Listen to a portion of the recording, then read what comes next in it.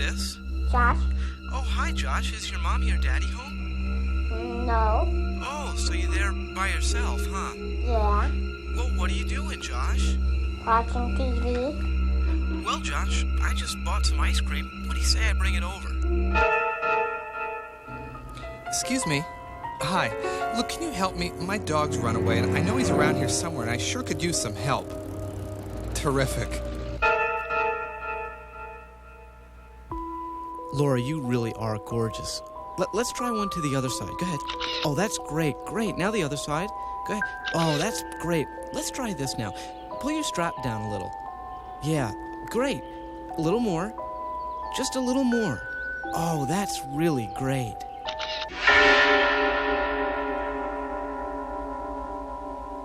Hello, I'm Daniel J. Travanti. In the last few years, we've been bombarded by stories of children who are victims. Missing children, abused children, children who've been sexually molested. These stories send out a powerful message about the real dangers our children face. The statistics are staggering. In the United States, each year, some 200 bodies of children are found and remain unidentified. Thousands of children are criminally abducted. Each year, there are at least 200,000 reports of child sexual abuse. The time has come to replace fear with power. It's time to replace milk carton pictures and violent headlines with pictures of children who are safe and happy. Children who can simply get on with the business of growing up. Let's start with the basics. Remember those words of warning you heard as a child?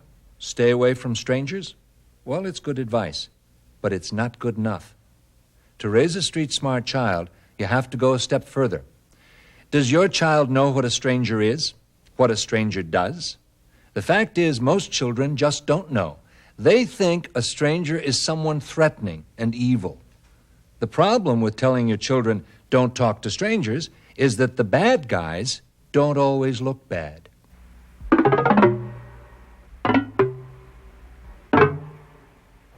A stranger sometimes wears a hat, sometimes a black or brown jacket, and this guy with a beard, some hair, a mustache, and some glasses. Or maybe with a coat on that goes over their mouth. I have lots of versions. Aliens, regular strangers, robbers.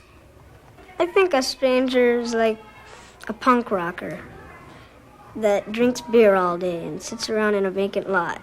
A stranger looks mean and ugly. A creep. Hairy. Mean. Big. Bigger than you. Bigger than most people. It's not surprising that children get confused about what strangers look like. Sometimes even we grown-ups don't know the difference. Take a look at these pictures. Richie looks like a nice guy. He was a school teacher. He was also a camp counselor and a boys' club volunteer. Richie was a buddy. The kids looked up to him. In 1985, Richard Ausch was sentenced to 74 years in prison for molesting 4 boys. He was arrested in a motel room. Police found him with a nude boy. Take a look at Mike, a 23-year-old chauffeur. He looks like a nice guy. Neighbors called him a good kid, a favorite with the children. There are other ways to describe Michael Rivera: child abuser, kidnapper, attempted murderer. In November 1986, he was convicted of the kidnapping and attempted murder of an 11-year-old girl. Ileana looks like the kind of woman you'd like to have taking care of your kids. In fact, she and her husband ran a babysitting service in an upper-middle-class neighborhood. In 1985, Ileana Fuster was sent to jail for 10 years after she pleaded guilty to committing sexual acts with preschool children. And take a look at Terry, another nice-looking guy. A school teacher who taught elementary school kids for almost 20 years. but Terry Bartholomew is a convicted child molester, found guilty of some 30 counts of sexual abuse involving third graders. His sentence, 44 years in prison. Finally, take a look at Joe, a model citizen, a respected businessman, president of the local Kiwanis Club. But Joseph Crosby is a convicted child molester, guilty of molesting 4 little girls, among them his own stepdaughter and a friend's child. Every detective we talked to said, we always hear the same thing about these characters. He was such a nice-looking guy. Remember, child abusers are counting on children to think that nice-looking people won't hurt them. So children must be taught that a stranger is anyone they don't know, and they should stay away.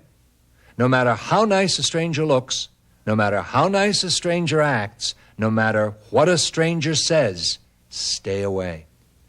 Like if they offer you candy or money, you don't want to take it, because who knows? I don't know somebody. Nothing to do with them. It can be anybody. You can never tell. Big other people. They look like human beings. A stranger can look like anything at all. Anyone at all. How do we protect our children from criminals? How do we keep them from being an easy mark, victims who fall for a criminal's game? Our job is to make sure that we and our children learn to outsmart the criminal looking for a target. Experts suggest the following tips. 1. Don't single out your child with personalized clothes. It just makes the child more vulnerable to strangers. Hi, Bobby. When a child hears his name, he feels an immediate trust, a sense of intimacy. Hi, Beth. Hey, that's a great bike you've got there. If you give your children personalized items, make sure they're the kind that stay at home. Their toothbrush, their laundry bag. It's safer. Number 2. Don't dress your child like a rich kid. Don't set him apart from the crowd. If children in the neighborhood are wearing sweatshirts, don't dress him in a jacket and tie. Criminals are drawn to children who look as if they have money. So save special clothes for special days. Number 3, there's safety in numbers. It's safer for a child to be with other children. Children off alone are the easiest marks. They are more susceptible to any kind of attention since they are often looking for something to do, something to keep them busy. If your children want to play alone, let them play at home or in their own backyard. A child alone in just about any public place is not safe.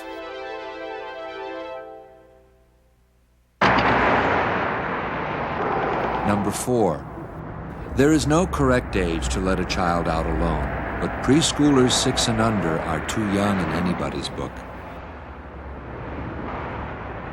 Before your child is ready to go out alone, he or she should have learned the safe places along any route.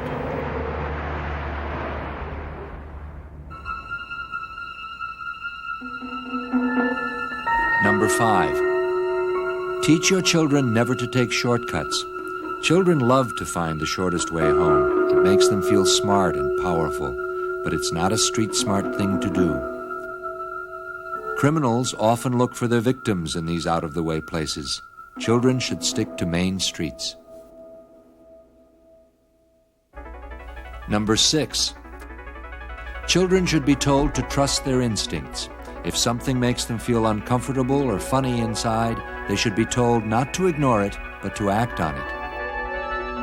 Tell children that even if they aren't 100% sure, if they feel scared or suspicious, it's always smart to make a move. For example, if a car is getting too close, if they think they're being followed, they should turn immediately and run in the opposite direction. That's a street-smart kid. Number 7. Teach your children to run fast, to run away if they feel threatened. Teach them if a person they don't know approaches and makes them feel scared, they shouldn't be embarrassed to scream out for help, to scream and run towards a crowded place.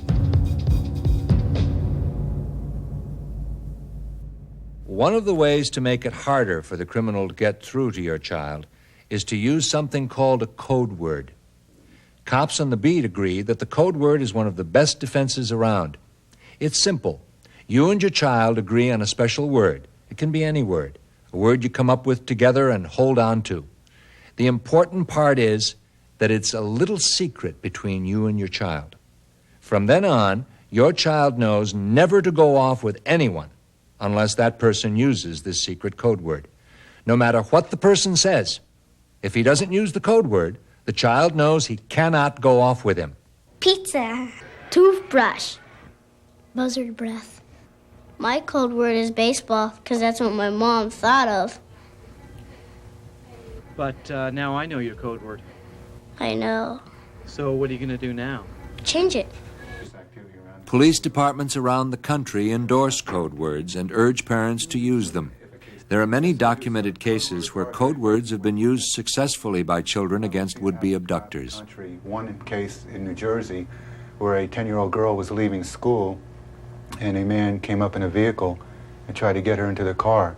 When she asked him what the code word was, of course he sped off because he didn't know it. It did work. Every family is supposed to have a code word, and if a stranger comes and says, "Your mother asked me to pick you up. Come in my car and take a ride with me," you're supposed to ask them, "What's the code word?" And if they say it wrong, don't come with them. Beach ball. Giggle. Well, in our family, we'd like a weird one, so it'd probably be chocolate bars. Metroplex. I'm not supposed to tell. Well, make up a code word for me right now on the spot.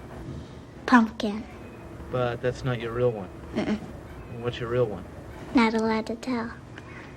In arming our children with street smarts, we've explained to them what a stranger is, and we've created a secret code word with them. But you might be wondering if we're not scaring children to death by telling them that the world is a dangerous place, a place in which strangers are evil and secret code words are needed for protection. Are we actually doing more harm than good? Most experts say no, absolutely not. That what really terrifies a child is ignorance, not knowledge. Giving a child information is giving him power. We spoke to one man who now believes that the more our children know what to do when they face a dangerous situation, the better their chances. His name is John Walsh, and his son was Adam.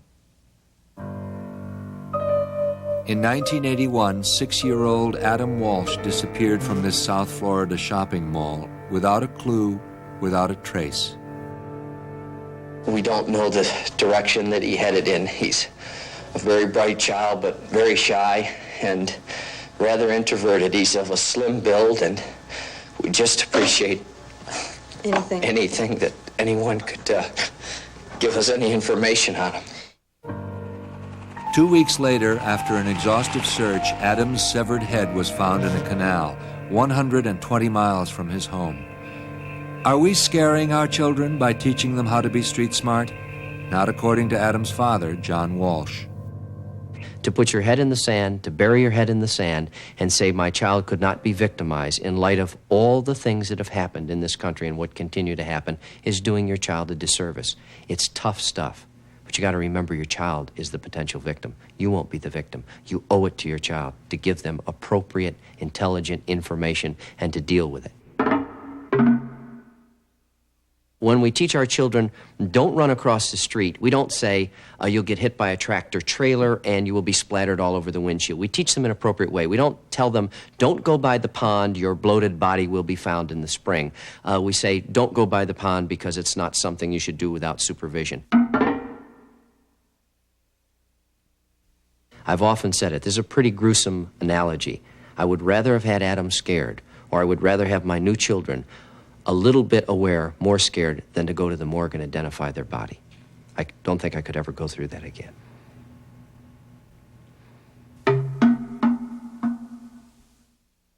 Eeps, ups, oops, crocodile and curve flops.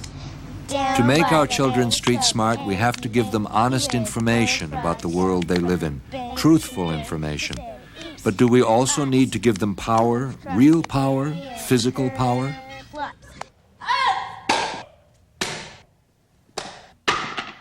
Sit.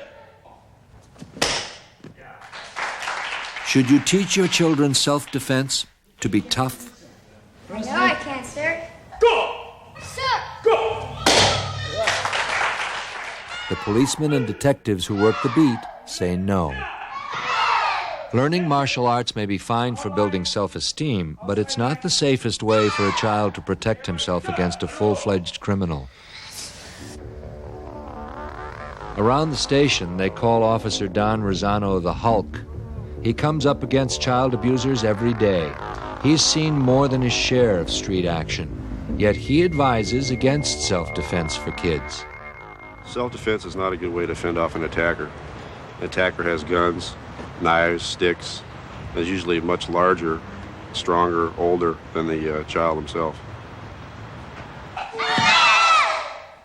I don't care what kind of a belt, his black belt, green belt, whatever, he's not going to, 6-year-old child is not going to beat a older person out there in a street brawl when the person wants to get the child.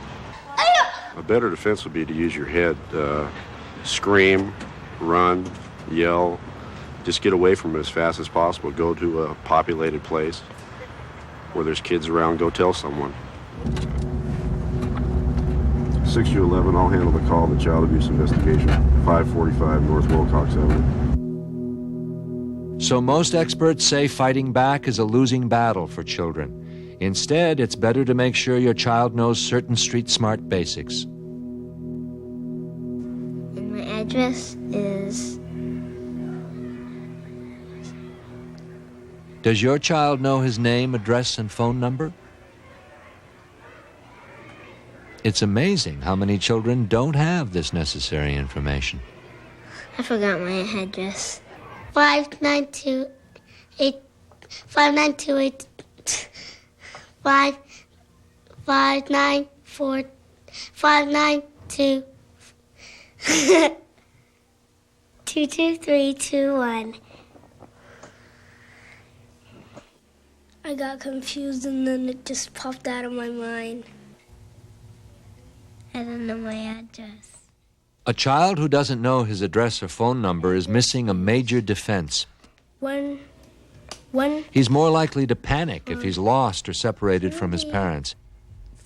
He has no way of getting home or calling for help. And 818. And I don't know anything else. I don't know my telephone number. Mom didn't tell me. I think it's 341. 341. I don't know math. I forgot my address. My mom never told me my phone number and my address. To prepare your child, make sure he knows his full name, address, area code, and telephone number. Teach your children the emergency number 911 and show them how to dial it. And do they know how to dial O for operator and ask for help? Hello, operator. And finally, do your children know who to go to if they're ever lost? They should know to look for someone in a uniform, a store clerk, a bus driver, a security or police officer.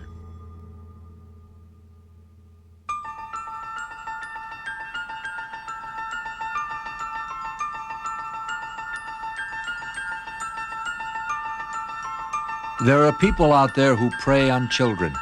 Who are these people? What does someone who wants to hurt your child look for? Why does he pick certain children as victims and leave others alone? Criminals rarely strike at random. They select children for specific reasons. They look for easy prey.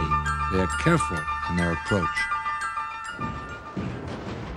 Joseph Henry knows all about approaching children.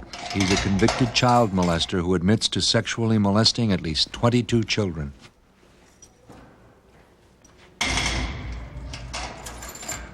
How does he seduce his victims? It's this sixth sense most molesters have that they know the child won't put up much of resistance. I gave them this feeling, that I gave them the feeling of affection, of belonging, of being wanted. And it was like spinning a spider web. And before you know it, they're caught. What makes children fall into a molester's web, and why is it so easy for them to get caught? Most of my victims were easy targets. If you're into it, really, and you want to pick up kids off the streets, you pick one that's always alone, and the look on their faces, you can tell the look on their faces, that sad, puppy dog eye look. There'd be bribery. I'll do this for you, I'll take you somewhere if you do something for me. Most cases, they trusted me, and 80% of the time, my victims would do whatever I asked them to do. By far, the most important way to keep children safe is to give them the right to say no to a grown-up when something feels wrong. To say no to an adult or any person in authority is tough for most good kids. We have to give children the right to say no sometimes, and they have to feel that they have our approval. Child molesters simply aren't interested in children who resist. Saying no works. No! No! No! Leave me alone. Get away from me.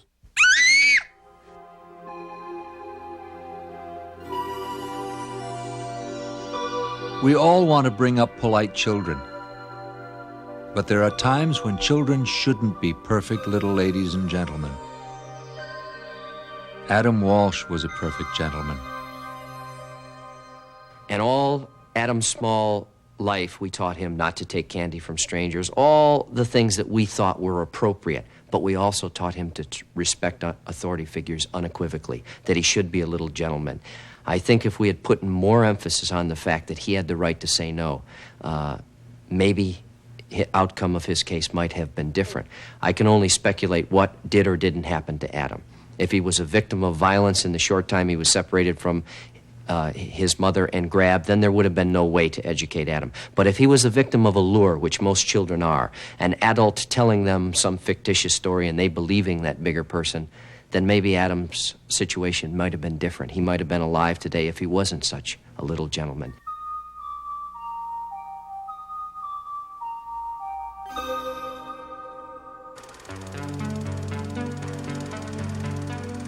Home movies, a tradition of the American family.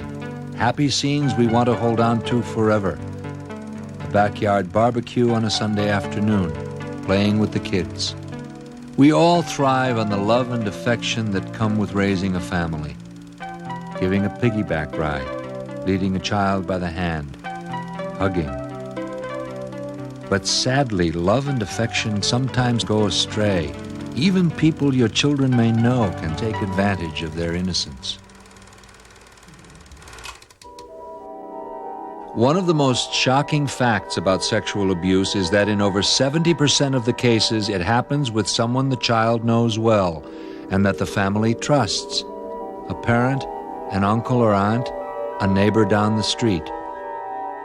To help prevent abuse, street-smart parents must help their children feel comfortable about their bodies so that they can tell you if someone is touching them in the wrong place as easily as they could tell you about a scraped knee. Ears. The fact is, most Shoulders, children can't identify all their body stomach, parts, or they find it far legs. too embarrassing to talk about. Do you have any words for your private parts? I don't like to say them. No, I don't know.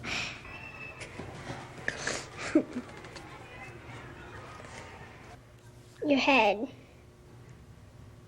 Your eye. Your nose. Your mouth. Your shoulder. Your...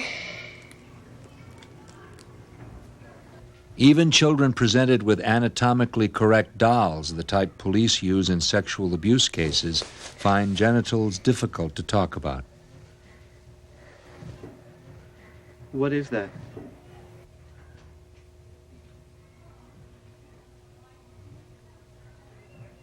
Do you have a name for that? What is that called? How can a child who's unable to talk about his body be expected to tell someone if he's been touched in a way he doesn't like? It isn't always easy for parents and children to talk to one another about these topics. If you're uneasy teaching your children the clinical names, teach them to say their private parts or the part of their body covered by underwear. Children very young can learn to speak openly and naturally about their bodies. This is your mouth. This is your throat. These are your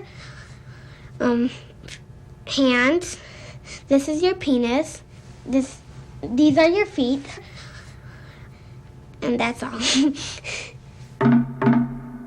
It's only when children are comfortable talking about all the parts of their bodies that they can distinguish between something called good touch and bad touch and tell you about it. Okay. Now, there's a difference between good touching and bad touching. Now, good touch. Now, wait a minute. I think I've got it. Now, good touching is touches like when the doctor is examining you or when your parents are addressing you. Like, those are good touches. But a bad touch is something like when someone you know or you don't know is touching in your private parts. Children who know the difference between good touch and bad touch can recognize sexual abuse. Good touching is like shaking hands or something. They understand that good touch is being touched or held in a way that feels good and feels right. It's touching your child wants. Somebody kisses you on the cheek like your mother or your father. But bad touching is like when somebody touches you like in a private part. Bad touch is just that. It doesn't feel good. It makes a child feel uncomfortable. They feel something is wrong. My bad touch is when it feels weird. Some kids are conned into doing it by adults. So the adults do it to them, and after a while they think about it and they feel that touch and they go, I don't think this was such a good idea. Children are compassionate and affectionate. They often feel the natural desire to give love and affection. Parents should encourage this, but forcing a child to give affection is not a good idea. How many times have you said to your child, you must kiss Grandma goodbye, you must hug your uncle, you must give Aunt Sally a kiss for that lovely birthday present? That's forcing your child to give physical affection, and it's not a good idea. It sends out a message to a child that forced physical contact is acceptable to you. And to a child, that could mean that it's all right with you if someone is touching him and he doesn't want it. My mommy makes me kiss my uncle, but I don't want to. But he never got me. I didn't get him. I ran upstairs. Street-smart kids need street-smart parents. Remember the old saying, it's 10 o'clock. Do you know where your children are? Well, these days it's more important to know who they're with. Street-smart experts say you can never know too much about who your children spend time with. Who's supervising your children? Do you know enough about them? Have you really checked out the babysitter's references? Have you talked to someone she worked for? Most people who care for children are perfectly safe and devoted, but you have to check thoroughly. Checking thoroughly is what this man does for a living. He's Detective Rick Papke of the Los Angeles Police Department's Juvenile Division. For nearly 20 years, Detective Papke has investigated child abuse and molestation cases. He feels parents have a responsibility to do their own investigating. Parents have got to communicate with their children. They have to pay more attention to them. They have to find out who they're playing with, where they're going when they leave home, and just ask questions. And I think that's one of the biggest problems that we have right now. A lot of people in these small bedroom communities think that child molesting and that sort of thing only occurs in the big city. It's the dirty old man with a trench coat and that sort of thing. Well, it isn't. Child molesters are policemen and firemen and teachers and religious leaders, and they come from every walk of life. I'm involved with youth sports off-duty with my children. I've coached a number of baseball, soccer, and football teams. I have a parents' meeting at the beginning of every season. I get everybody together and I tell them what's going to be happening during the season. And then about in the middle of my little talk, I ask them, by the way, how do you know I'm not a child molester? And I get a lot of strange looks and nervous laughter. But the point is, I tell these people, you don't know who I am. No one wants his child to end up as a headline or statistic. But how can we be sure that the warnings and information we're giving our children are sinking in, that they'll know what to do if they run into danger? If child safety experts agree on one thing, it's that the single most important strategy in raising a street-smart child is in playing what-if games. For example, you say to your child, "What if we were at the mall and you got lost? What would you do?" These what-if games are really very direct. What you do is ask your child a question about a potentially dangerous situation and then listen to the answer. The game is called What If? The What If game. Who's heard of the What If game? These what-if games are being played in a classroom, but they can be played at home with your kids. There are only a few things to remember. You come up with the question, let your child come up with the answers. Who's going to help me with this what if question that I have? Okay, right here, Alex. What if? What if the phone rings right now? Go ahead and answer it, and I'll be on the other side. The only difference is you don't know me as a police officer. In fact, you don't know me at all. Why don't you go ahead and lift the phone up? Hello? Hello? Who's this? Alex. Alex what? What's your last name, Alex? Augustine. Alex Augustine? Where do you live, Alex Augustine? Tarzana. Tarzan, do you know your address? Yes. Could you tell me, please? 18525. It doesn't matter if your child gets the wrong answer. It's much safer if he makes mistakes with you than out on the Are you street. home by yourself now? Much better to make a mistake when it's only a game. Could you tell me what the phone number is, please? 9967. Of course, eventually, it's up to the adult to direct the child to the right answer. Should Alex have told everybody all that information? What might you want to do if you got the same phone call? Yes. I would say nothing. I would just hang up the phone right after I said nothing. Wouldn't that be kind of rude? Yes, it would be rude, but if nobody should know, I shouldn't give out any information. When you play what-if games with your children, don't stop too soon. When you hear the answer you want, you may be tempted to stop. Don't. Dig a little deeper. Ask why. Why not? For example, one mother we spoke to played a what-if game with her son. She said, "What if a nice man asked you to help him look for his puppy? Would you go?" The child shook his head and said, "No, no way." This mother went one step further. She said, "What if the man asked you to help find his kitten? Would you go then?" The child said, "Sure, that's different. Kittens need more help than puppies if they're lost." So the boy wouldn't go off with a man looking for a puppy, but he would go off and look for kittens. If the mother hadn't gone the extra step, she would have thought her son understood about not going off with strangers. Clearly, he didn't. You never know what your child's weak spots are unless you play what-if games and play them thoroughly. What if I did this? What if I pulled over to the side of the street and I said, "Hi, you guys don't have to help me, but I got some candy I'd like you to have. Would you like some of my candy?" No. Oh?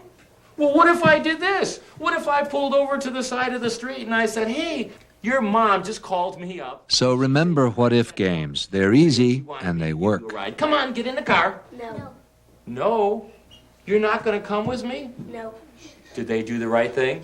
Yeah. If you think they did the right thing, how about some applause for these guys? I think they did a great job. Well, you guys are enthusiastic. How to raise a street-smart child. We've covered a lot of ground trying to show you how to do it, and we hope we've armed you with some of the tools you need to help your child survive in this often dangerous world. It's an important job, so let's go over some of the basics. Tip number 1. 911. Make sure your child knows the emergency number 911. 911. And that he knows to dial O for operator and ask for help.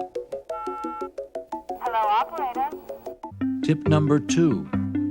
Be certain your children know their full name, address, and telephone number. My phone number is 340-9525. My address is 21820 Mr. Del Monte Avenue, apartment 6. Tip number 3. Remember, even adults are fooled by good-looking bad guys. Make sure your child knows what a stranger is and what to do if he's approached by one. Well, I would say no and run away as fast as I can and get help. Tip number 4. Work out a secret code word with your child. It works. For a person to abduct a child, he must first get the child to trust him.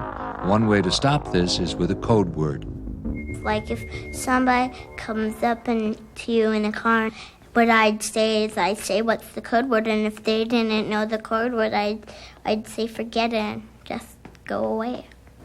Make up a code word for me right here on the spot. Pumpkin. That's not your real one, though, is it? Mm-mm. What's your real one? Not allowed to tell. My code word's machine gun, but now that I told you and now that it's on film, I'm going to change it. Tip number 5. Play what-if games. What if this happened to Carlos? Carlos, we're at the mall, and, Better to imagine the worst than to experience it. Well, when Carlos, in 5 minutes, went back to the shoe store, his dad was gone. What if that were to happen to you? What would you do? What are you going to do, Carlos? Like, wait there for a little while. Uh-huh. And if he wasn't there, I'd go for help. Tip number 6.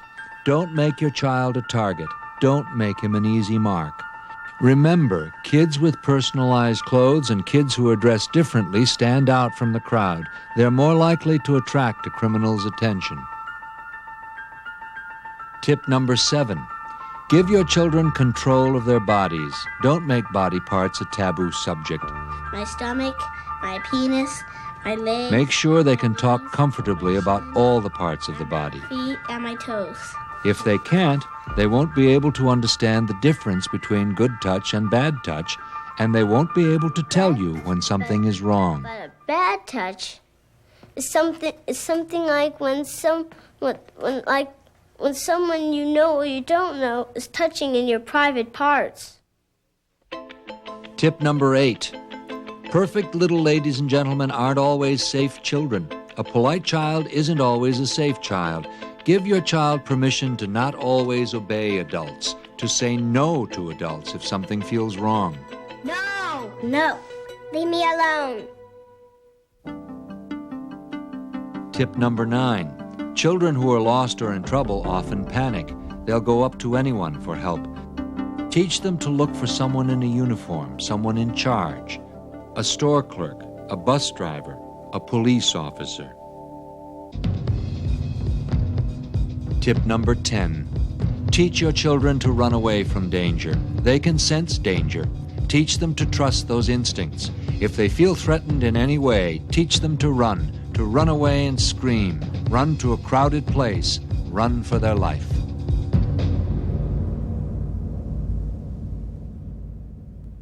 Teaching your child street smarts is the closest we can get to playing it safe in today's world.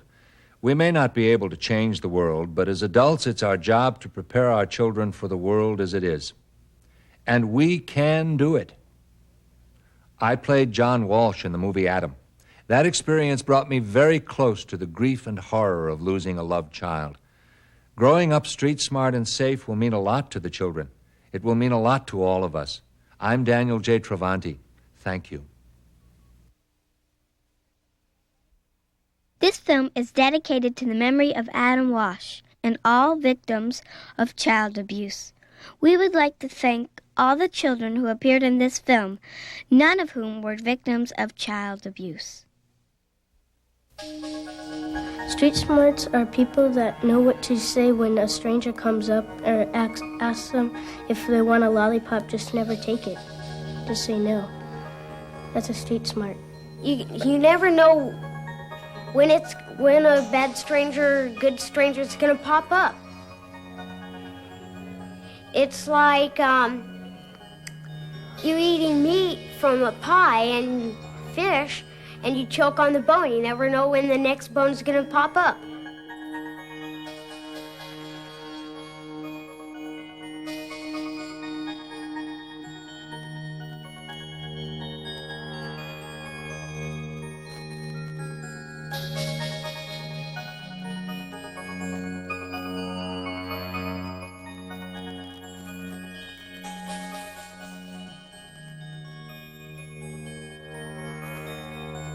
and smart is that you know what's good or bad around the street and stuff.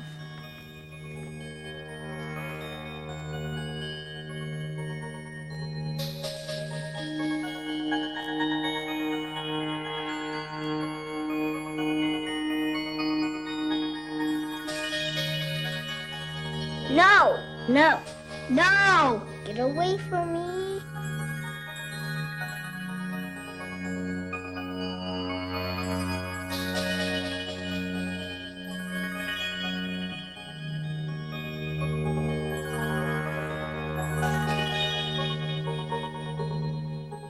They look like human beings. It can be anybody. You're supposed to ask them, what's the code word? And if they say it wrong, don't come with them.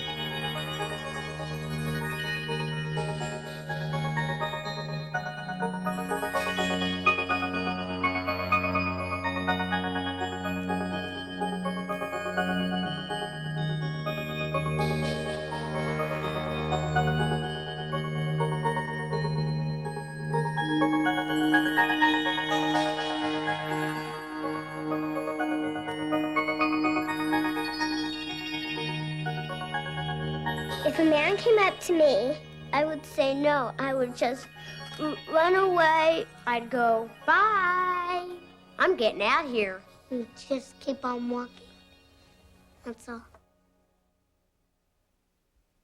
If you wish additional information on child abuse, write to the Adam Walsh Child Resource Center, 1876 North University Drive, Suite 306, Fort Lauderdale, Florida, 33322.